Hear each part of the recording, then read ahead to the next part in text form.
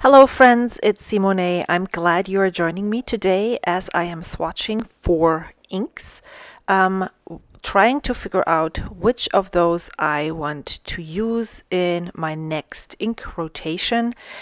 If you're not aware or if you don't follow my channel, I curate ink palettes, color palettes, every time I ink up my pens.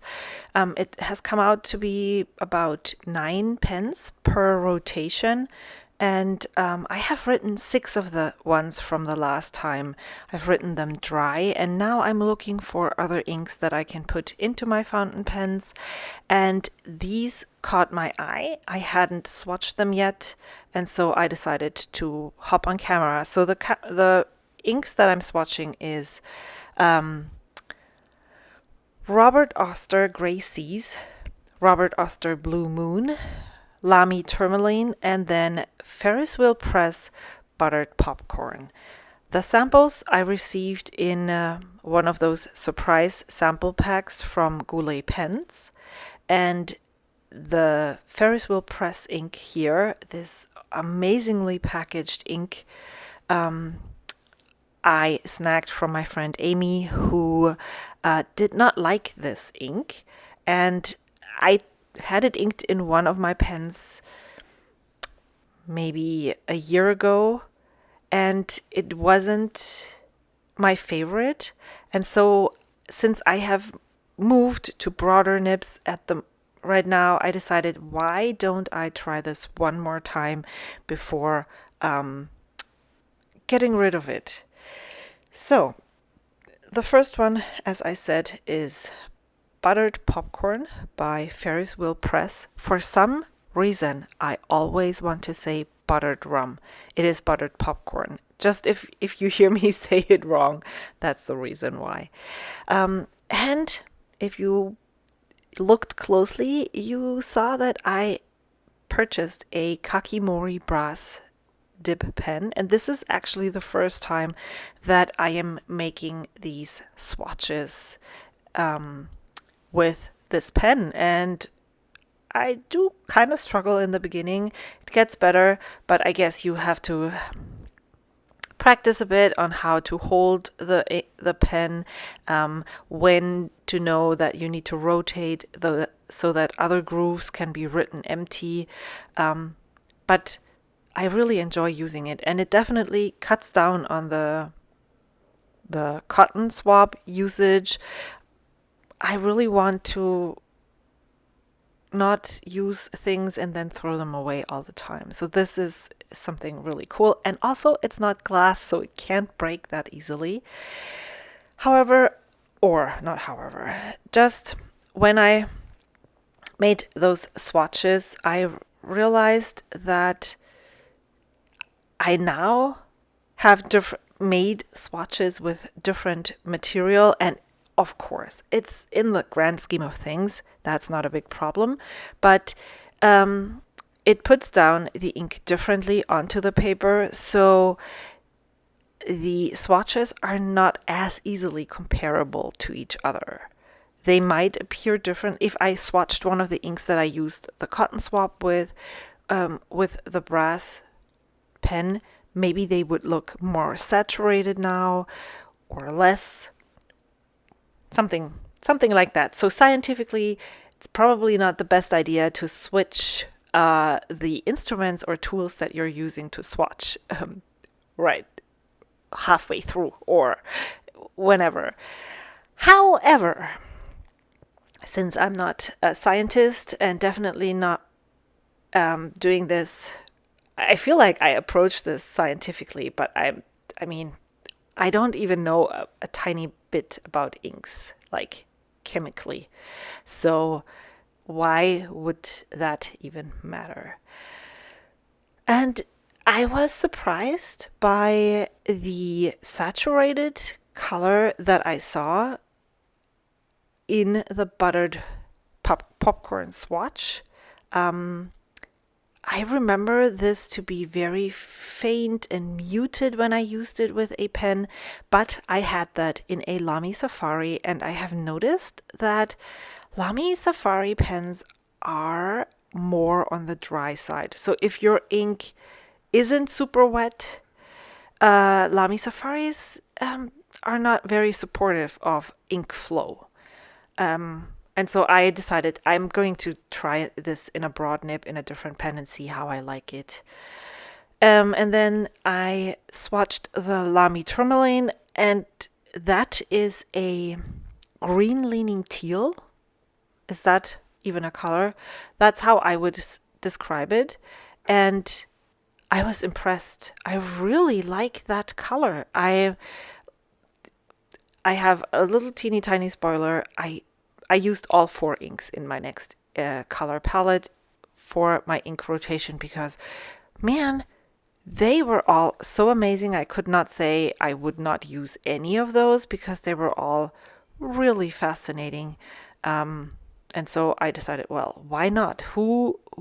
I'm making the rules, so who says I can't use all 4? Since I had written how many ink pens? 6 pens dry. There was room for 4 new ones. I do actually want to ink new-ish all the inks that I have in my samples or bottles that I haven't put into a pen yet. I do want to use all of those. And since none of them, besides the buttered popcorn, were in a pen before, why shouldn't I use them all? So what was really weird with this is that the grooves aren't easily accessible. So I was worried that I would take some of the color pigments that were still left after rinsing and contaminate or tint one of the inks that I would sample or swatch next. So if you have one of those brass pens, how do you clean it? And how do you make sure that no color is left behind? If you can clearly see that I'm now getting more comfortable with the pen, and that Robert Oster Blue Moon is such a nice aqua blue. I think it would be in the middle between aqua blue and turquoise. Man, again, I really love this. I had not used Robert Oster inks before I purchased that ink, the whole set of inks, the Cozy Comforts from Endless Pens. That was a collaboration with Micah Fines. But I have to say that Robert Oster does have some amazing inks, and for sure those weren't the last ones. In fact, my friend Amy sent me some shimmering inks from Robert Oster to try, and I haven't even swatched those yet. So I'm curious to know, are you someone who only has samples or inks that you're using in your pens right now?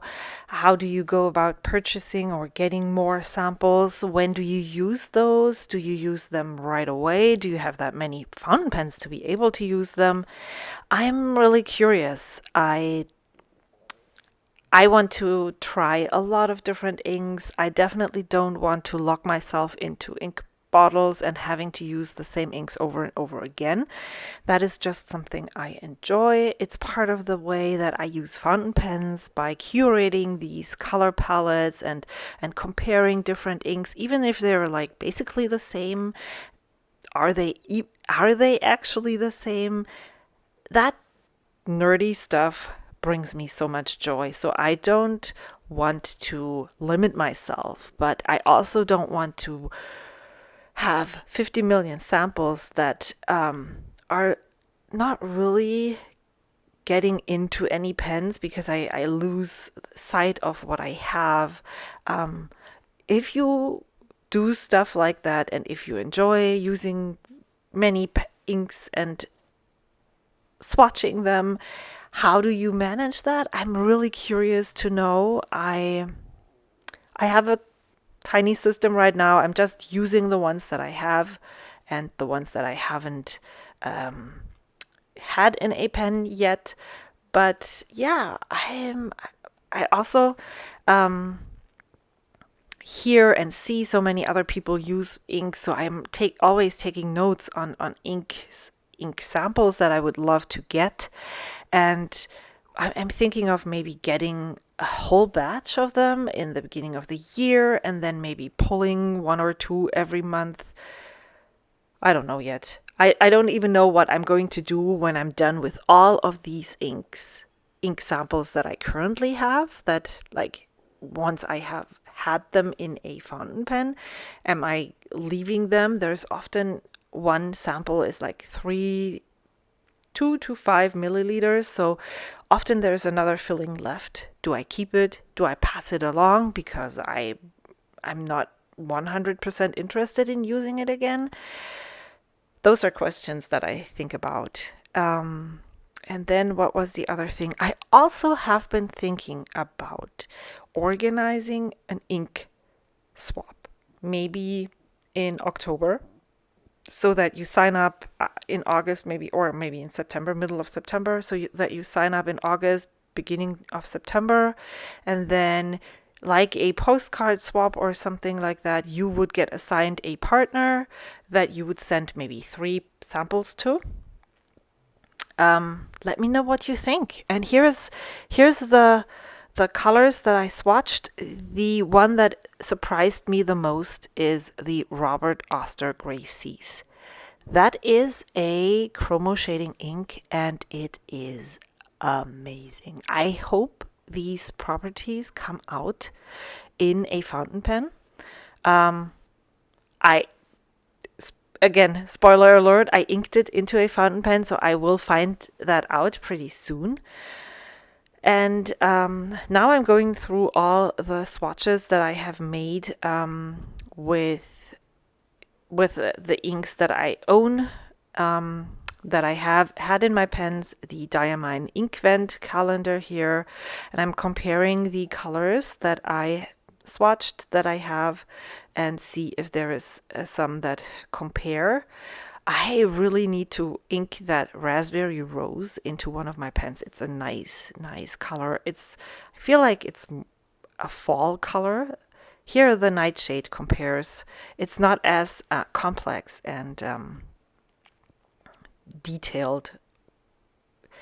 Yeah, I think that's what I like about these Robert Oster inks that I swatched. They're not just, they have character. Maybe that's what's different with them.